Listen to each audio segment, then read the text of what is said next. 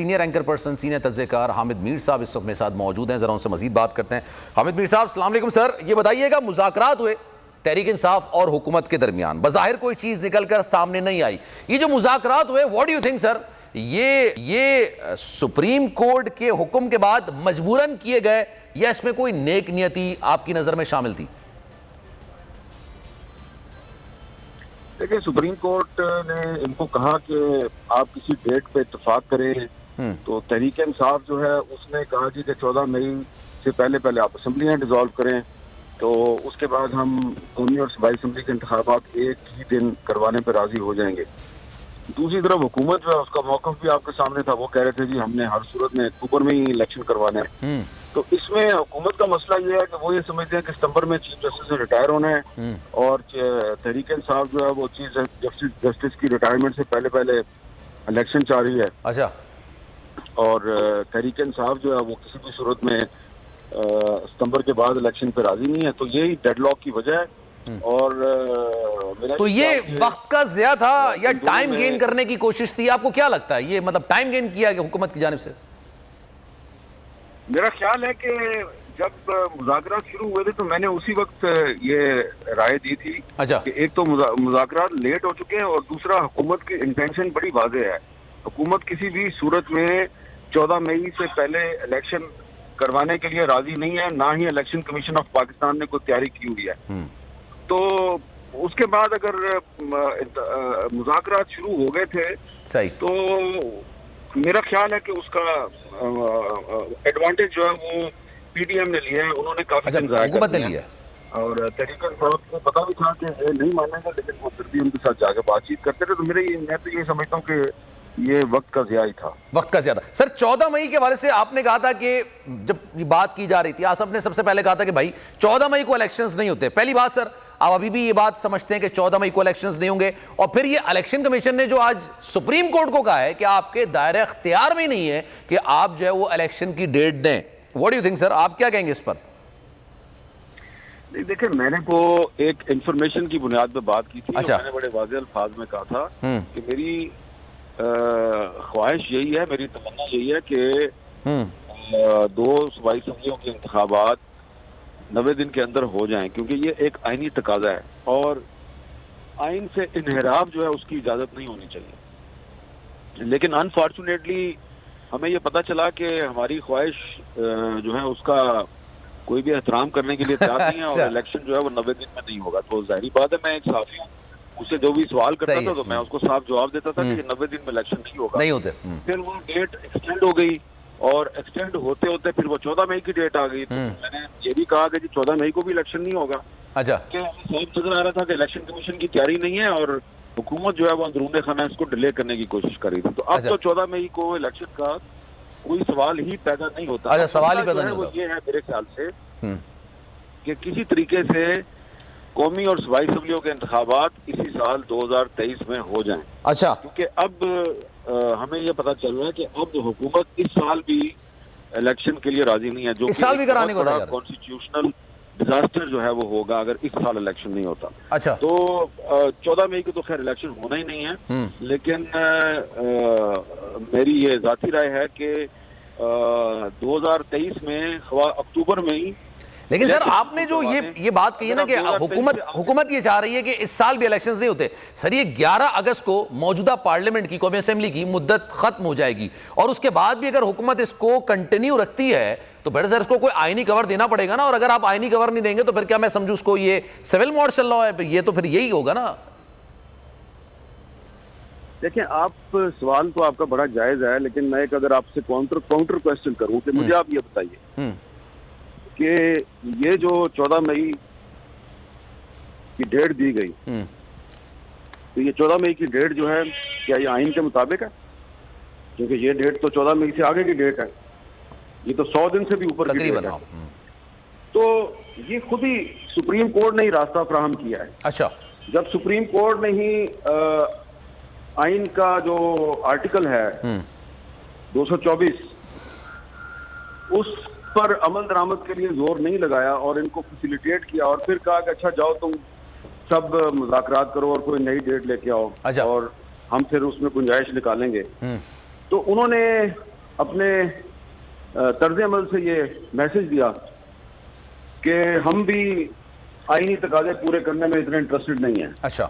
تو ظاہری بات ہے اب اگر سپریم کورٹ ہی جو ہے وہ اگر نرمی دکھا رہی ہے تو میں اور آپ کیا کر سکتے ہیں. تو اس لیے یہ اب چھوڑ دیجیے کہ جی وہ یہ آئینی تقاضا ہے یا نہیں ہے, آئین کا کیا بنے گا, آئینی کور کدھر سے آئے گا. اچھا. اب تو جو بھی الیکشن ہوگا وہ آئین کے مطابق تو نہیں ہوگا. تو سر اگر میں آپ سے یہ پوچھوں, پاکستان تحریک انصاف کے پاس اب کوئی آپشن بچا ہے یا پھر آپشنز کے تمام دروازے بند ہو چکے ہیں؟ پاکستان تحریک انصاف کو چاہیے کہ کسی نہ کسی طریقے سے اس سال 2023 میں الیکشن کے ہر صورت میں انعقاد کا پریشر ڈالیں, دباؤ ڈالیں, کوئی راستہ نکالیں. اچھا. کیونکہ اب 14 مئی کو تو وہ الیکشن نہیں کروا سکیں گے. 14 مئی کو تو الیکشن نہیں ہونا, نہیں ہوتا. ٹھیک ہے. تو اب اگر 14 مئی کو الیکشن نہیں ہو رہا تو چلو بھائی 14 اگست, 14 ستمبر, 14 اکتوبر تک چلیں, 14 نومبر تک الیکشن کروا لیں. میں تو بڑی بے بسی کے عالم میں یہی کہہ سکتا ہوں کہ خدا کے لیے 2023 میں الیکشن کروا دیں. اچھا. کیونکہ اگر آپ 2023 میں الیکشن نہیں کروائیں گے تو یہ جو آئین ہے 1973 کا, اس کی سالگرہ کا سال ہے یہ 2023 میں, اس کے 50 سال پورے ہو رہے ہیں. اور ہم کیا میسج سالگرہ پہ بھی ہم نے اگر آئین کو تماشائی بنانا ہے تو پھر ظاہری بات ہے ہم سے ہماری اگلی جنریشن پوچھے گی کہ بھائی آپ کیا کر رہے تھے 2023 میں جب آئین کی تشکیل کے 50 سال پورے ہوئے تھے اور آئین کی وائلیشن ہو رہی تھی تو ہم لوگ کیا کر رہے تھے. تو سر یہ جو صحافی پھر اس طرح آواز اٹھاتے ہیں, یہ بات آپ کی بالکل درست ہے, اور آپ نے ہمیشہ ماضی میں بھی آئین کی سپریمیسی کے حوالے سے آواز اٹھائی ہے, اور پھر ہمارے ملک کے اندر جس طرح سے صحافیوں کے ساتھ سلوک کیا جاتا ہے, جس طرح سے جبری تشدد کا ان کو نشانہ بنایا جاتا ہے, ماضی میں بھی اس طرح کی چیزیں ہیں اور آپ نے ہمیشہ ان کے خلاف کارروائیاں کی ہے, آپ نے آواز اٹھائی ہے جو ان کی کارروائیاں ہو رہی ہیں. سر آپ کیا سمجھتے ہیں, حکومت پھر جب آواز اٹھائی جائے گی کہ آئین سپریمیسی کو آپ بحال کریں, آئین کو بحال کریں, تو سر پھر کیا صحافیوں کے خلاف بھی کارروائی ہو سکتی ہے؟ ڈو یو ریئلی تھنک سر؟ بھائی میرے ابھی تو شکر کریں کہ یہ حکومت اور تحریک انصاف آپس میں لڑ رہے ہیں تو ہم بچے ہوئے ہیں, تھوڑے سے بچے ہوئے ہیں. لیکن اگر یہ لڑائی ان کی ختم ہو گئی تو ہماری طرف ہو جائے گی, یہ حکومت جو ہے اس کو تھوڑا سا سانس لینے کا موقع مل گیا تو پہلا نشانہ ان کا پاکستان کا میڈیا ہوگا. اس لیے کہ وزارت داخلہ نے ایک قانون کا مسودہ وزارت قانون کو بھیجا ہوا ہے اور اس قانون میں یہ پرپوز کیا گیا ہے کہ تعزیزات پاکستان کی دفعہ 500 جو ہے اس میں ایک ترمیم کی جائے اور 500A اس میں نیا ایک آرٹیکل شامل کیا جائے, اور اس کے تحت جو بھی کسی ریاستی ادارے پہ تنقید کرے یا کوئی سوال اٹھائے تو بغیر وارنٹ کے اس کو گرفتار کر لیا جائے اور اس کو کم از کم 3 سال کے لیے جیل کے اندر بھیجا جائے. تو یہ پیکا سے بھی ایک سخت قانون ہے. پیکا ایکٹ جو ہے اس کو 2016 میں مسلم لیگ نون لے کے آئی تھی, پھر 2022 میں پاکستان تحریک انصاف نے پیکا ترمیمی آرڈیننس کے ذریعے اس کو نافذ کیا میڈیا پر, اور اب یہ حکومت جو ہے یہ اس سے بھی ایک خوفناک قسم کا قانون لانا چاہ رہی ہے تاکہ صحافت کی آزادی کا بالکل ہی گلا گھونٹ دیا جائے. تو جیسے ہی اگر ان کو کوئی ریلیف مل گیا اور یہ حکومت جو ہے اس کو سر یہ جو 3 سال کی کارروائی کا بات کر رہے ہیں کہ 3 سال کے لیے جیل میں ڈال دیا جائے گا, یہ بنا کسی عدالتی کارروائی, بنا کسی وارنٹ کے, بنا کسی FIR کے, بس آپ نے کہہ دیا اور آپ کو اٹھا کے جیل میں ڈال دیا جائے گا, ایسا ہی ہوگا؟ ہوگا کیا, میں نے وہ قانون دیکھا ہے, میں نے اس قانون پہ وزیر قانون سے بات کی ہے, اعظم مدیر تارڑ سے کہا ہے کہ بھائی صاحب یہ کیا کر رہے ہیں آپ, تو انہوں نے کہا ہاں آپ کی بات تو صحیح ہے لیکن اب یہ آ گیا ہمارے پاس تو ہم اسٹینڈنگ کمیٹی کے پاس بھیج رہے ہیں, وہاں پہ بات کریں گے. اب وہ اسٹینڈنگ کمیٹی میں جو لوگ ہیں ان کے ساتھ بھی ہم بات کر رہے ہیں کہ خدا کے لیے آپ کیا کر رہے ہیں, تو وہ کہتے ہیں جی نہیں جی دیکھو جی میر صاحب ہم نے جو ہے نا پاکستان میں اپنی جو ریاست کی رٹ ہے وہ ہم نے قائم کرنی ہے. میں نے ان کو کہا یہ وہی قانون ہے جو PTI کے دور میں امجد نے پیش کیا تھا, اس نے کہا تھا کہ ریاستی اداروں کے خلاف جو بھی بولے گا اس کو 5 سال قید کی سزا دی جائے گی, لیکن آپ نے اس میں یہ ڈال دیا ہے کہ مقدمہ درج ہونا ہو بغیر وارنٹ کے پہلے گرفتار ہوگا, بغیر وارنٹ کے گرفتار ہوگا. تو وہ آپ وہی کام کر رہے ہیں جو PTI والے کر رہے تھے, لیکن آپ ذرا زیادہ سخت قانون لا رہے ہیں. اچھا PTI والے ذرا کم سخت لا رہے تھے, آپ بہت سخت لا رہے ہیں. تو پھر وہ کندھے اچکاتے ہیں, آنکھیں مٹکاتے ہیں, اچھا اور اپنے ہونٹوں پہ زبان پھیر کے چلیں سر، تھینک یو سو مچ مجبور لوگ ہیں. حامد میر صاحب، thank you so much for your time, بہت شکریہ آپ کے وقت کا. ہوائے نفس کی ہے حکمرانی، لٹیرا کر رہا ہے پاسبانی. بول نیوز کے مارکیٹنگ ہیڈ آکاش رام تاحال لاپتہ، تفتیشی ادارے جواب دینے سے قاصر.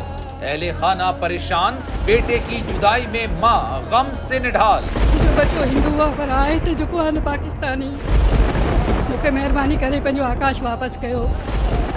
امریکی سینٹ میں کانگریس مین کی آکاش رام کے اغوا کے خلاف پرزور مذمت.